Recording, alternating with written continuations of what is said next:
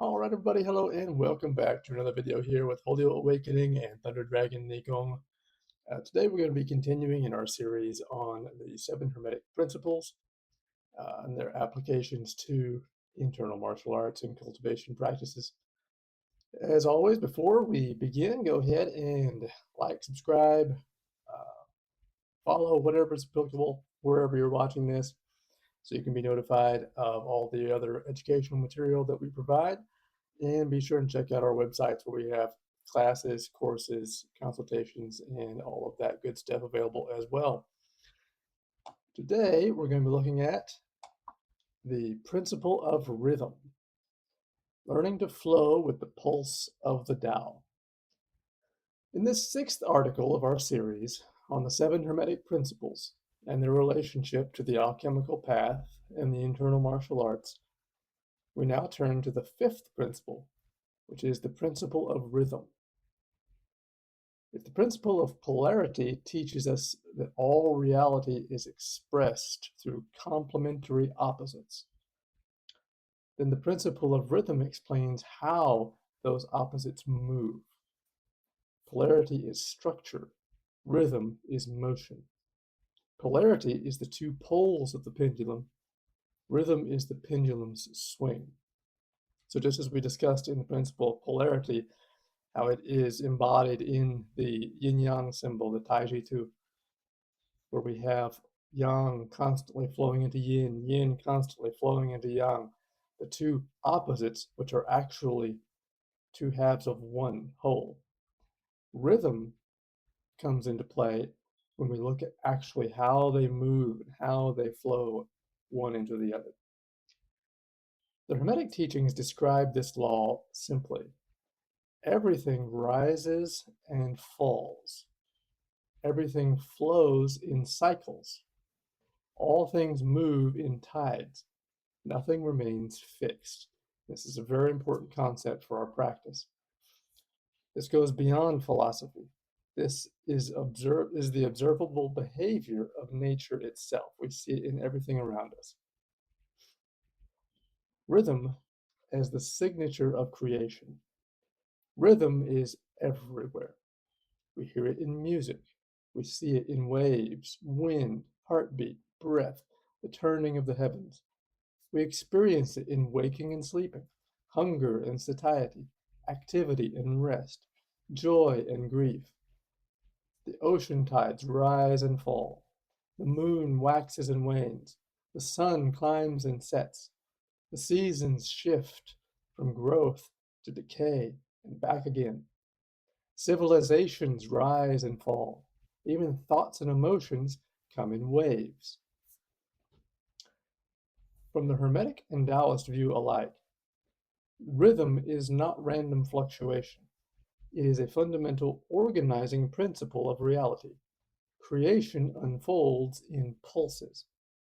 The Tao is not a static thing. It is a living process constantly in motion. Taoist cosmology and living in accord with natural cycles.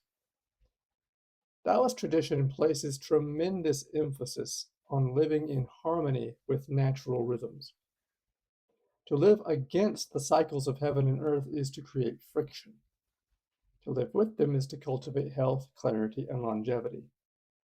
This is why traditional Chinese medicine and Taoist cultivation emphasize aligning your daily life with the rhythm of day and night, the seasonal cycles, the energetic shifts of climate, the waxing and waning of activity and rest. Modern science now describes this in terms of circadian biology. Our hormones, our digestion, our sleep cycles, our immune function, our mood are all regulated by internal clocks, synchronized with light, temperature, and routine. When these rhythms are stable, the body thrives. When those rhythms are disrupted through irregular sleep, through artificial stimulation, through excessive stress, poor diet, or constant overwork, the body enters disharmony. The result is often anxiety, fatigue, inflammation, and chronic illness. The Taoist view is simple. Illness is frequently the result of living out of rhythm. And this, of course, we understand is one of the major issues with the majority of the prevailing health problems that people experience today is they're living their life poorly. We live our lives increasingly out of sync with nature, out of touch with ourselves. We're oblivious to our own bodies, constantly hyperstimulated, swirling in our thoughts, swirling in the information that's all around us, and we are completely disrupted and cut off from the natural way of being, from the natural flow of life, from the Tao. And this dysregulation creates and gives rise to all of the common ailments that we face today. The inner rhythm, breath, heart, and nervous system. Rhythm is not only external, it is deeply internal. Breathing is rhythm. The heartbeat is rhythm. Brain waves are rhythm. The nervous system operates through oscillations between activation and recovery. Even the ability to relax is rhythmic. Song is not a fixed state.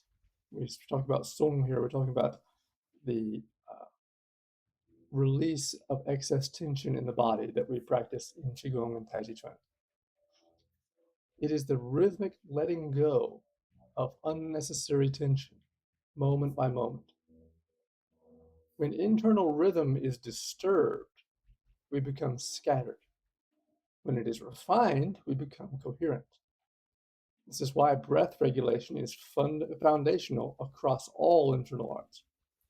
Breath is the bridge between unconscious rhythm and conscious rhythm. By refining breathing patterns, we refine the rhythms of the entire system. The breath is a control mechanism that allows us to set the tone, set the state of the rest of the body and the mind as well. In alchemical terms, breath is one of the primary instruments for tuning the body's or internal tides. So now, how does this specifically apply to taiji and the internal martial arts? Taiji is the rhythmic dance of yin and yang. We talked about in the beginning how yin and yang, the flowing of one into the other, is governed by rhythm. It is an expression of rhythm. In taijiquan, rhythm is not optional. It is the art itself. If there is no rhythm, there is no taiji. Taiji is the living expression of yin and yang in motion. Yin and yang do not simply exist as opposites, they transform into each other through rhythmic alternation. Every taiji movement is built upon paired cycles. There's opening and there's closing. There's rising and there's falling. Expanding and contracting. Advancing and retreating. There's fullness and there's emptiness. These waves of opposites flowing one into the other is the mechanism, the machine that moves and creates Tai Chi. A posture may appear still on the outside, even when we're standing still, yet inside it is pulsing with subtle rhythmic adjustments, micro expansions, releases, and rebalancing. The experienced practitioner moves like waves, continuous, unbroken, and alive. When rhythm is missing, Taiji becomes mechanical. Movements become stiff, disconnected, and lifeless. It's like when you look at a beginning practitioner and they're very robotic in their movements, very clunky and clumsy, stiff, uncoordinated. But as you practice, as you continue, you refine these techniques, you refine these movements until they become rhythmic, flowing, continuous, cycling from one to the other, from rising to falling, from opening and closing, expanding and contracting. And then the art becomes more powerful, more ingrained into the body, develops and cultivates the better quality and function of the body, its tissues, and its energy, its chi. When rhythm is missing, taiji becomes mechanical. The body becomes an instrument of the Tao when we gain rhythm into our practice. Qigong, cultivating rhythm as a healing force. In Qigong, rhythm becomes medicine. A simple exercise such as raising and lowering the arms can become profoundly transformative when practiced with rhythmic awareness. The movement regulates the breath. The breath regulates the nervous system. The nervous system regulates organ function. The organs regulate emotional stability. This is why Qigong is often described as simple but not easy. It looks very simple in many cases. Often we're just standing still. We're just making these slight movements, slight adjustments to posture. But what's happening on the inside is where the power comes from. The external movement is straightforward, but the internal refinement of rhythm is the real skill. And this is where the real benefits come from. We can just mindlessly move our hands around all we want, and we'll get a little relaxation from that, sure. We'll get a little relief of stress. But this is nothing, doesn't even scratch the surface of the actual benefits that we could grasp if we go inside and learn about these internal mechanics, how to establish these principles within our bodies. When practiced correctly, Qigong entrains the body into a smoother wave pattern, less chaotic, less reactive, more harmonious. In modern terms, it increases coherence. In Taoist terms, it smooths the flow of qi. The pendulum of life, riding the swings. The principle of rhythm also reveals why human beings suffer unnecessarily. We resist natural swings. Much of the suffering we experience in life is because of our stubborn resistance to natural order. We only want the up cycle of joy, energy, success, and youth, but we reject the down cycle, fatigue, loss, aging, and grief. Remember from the principle of polarity, opposites are not two separate things, they are one thing. You cannot have one without the other. It cannot exist without its opposite. But the Tao does not move in straight lines. It moves in spirals and waves, just like we teach in our taiji practice. Don't ever just move in a straight line like a robot, straight angular lines. We circle, we flow, we spiral. This is the way energy moves through nature. Growth is followed by rest. Expansion is followed by contraction. Activity is followed by stillness. To resist rhythm is to fight reality. And when we fight reality, we create internal friction, mental, emotional, and physical. Without going into all the examples, we all understand how we can see this in our modern society that has become increasingly hell-bent on fighting reality at every turn. And look at the nonsense that comes from it, the mental health disaster that the world is experiencing. Because we cannot accept reality and flow with nature. We have to fight against it, try to dominate it, overcome it, define ourselves outside of reality. The wise practitioner learns instead to ride the wave. When energy is high, we train. When energy is low, we nourish and recover. When life demands outward action, we act. When life calls for inward reflection, we return to stillness. Rhythm is the secret of martial skill. In martial training, rhythm is power. A skilled fighter does not merely use strength, he uses timing. Timing is rhythm.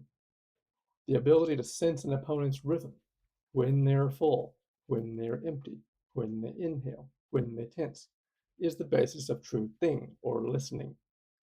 Tingjin is the ability to perceive into your opponent, which is why it's called listening. You're analyzing your opponent's quality, their quality of being, their quality of movement.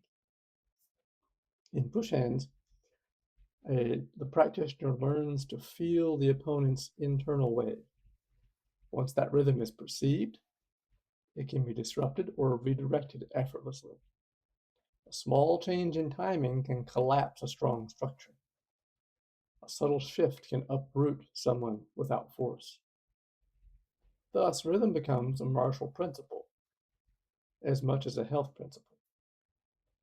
The opponent is not defeated through aggression, but through understanding the tides of motion. The alchemical path, refining the cycles within. Alchemy is not merely about achieving an elevated state. It is about transforming one's relationship with the natural cycles of existence. As we talk about endlessly, because it has to be understood. True cultivation is not just getting high and feeling good. This is where the people who get into psychedelics go wrong. The true practice is about cultivating and improving the self, physically, mentally, spiritually, emotionally, strengthening and empowering the body, balancing, harmonizing the mind, the energy system, the nervous system. All of these components have to be worked together toward the end goal of improving our life in all areas. It's not about just playing around. It's not about just feeling good. It's not about reaching some altered state. These things are just surface level nonsense. The real power comes through the dedication of real training. The alchemist does not cling to highs or fear lows. Instead, he studies rhythm until he understands how to stabilize his center while the pendulum swings. This is a major spiritual maturity, the ability to remain inwardly balanced while life moves through its inevitable changes, to be able to become a pillar unto ourselves, unaffected by all of the swirling chaos around us. When rhythm is understood, we stop being victims of circumstance. We begin to anticipate cycles, prepare for them, and work with them rather than against them. In this way, rhythm becomes freedom, freedom from the slavery that we all experience, things around us, our circumstances, other people, situations that come in and push us around and disrupt our harmonies, and disrupt our thoughts, disrupt our well-being. All of this results from the inability to center and ground ourselves, to be able to sense the rhythm, sense the flow of life, and to be able to root ourselves in the best position possible. Attunement to the Tao. The ultimate teaching of the principle of rhythm is this: life is movement, and movement is patterned. The Tao expresses itself through cycles, and the wise practitioner becomes aligned with those cycles. To live well is not to dominate nature, as so many are trying to do today with the biohackers and the transhumanism and all this nonsense. To live well is to harmonize with nature. When we eat with the seasons, when we sleep with the sun, when we breathe with steadiness, when we move with the flow, we are not merely becoming healthier, we are becoming more integrated with the intelligence of creation itself. This is why taiji and qigong feel so timeless. They do not impose artificial systems on the body. They restore the body's original rhythm. They teach us to return to the pulse of heaven and earth. In the next article, we'll explore the principle of cause and effect, examining how rhythm produces predictable outcomes. Now, every internal state generates consequences. and how true cultivation is the art of becoming conscious of the causes we plant, so that the effects we reap align with our highest path. So with that said, we'll close here today. Everybody, again, make sure that if you haven't already, like, subscribe, follow, whatever is applicable wherever you're watching this, and check out our website where we have our classes, courses, consultations, and a wealth of other educational material. And with that, we'll go ahead and sign off for today. We'll see you next time.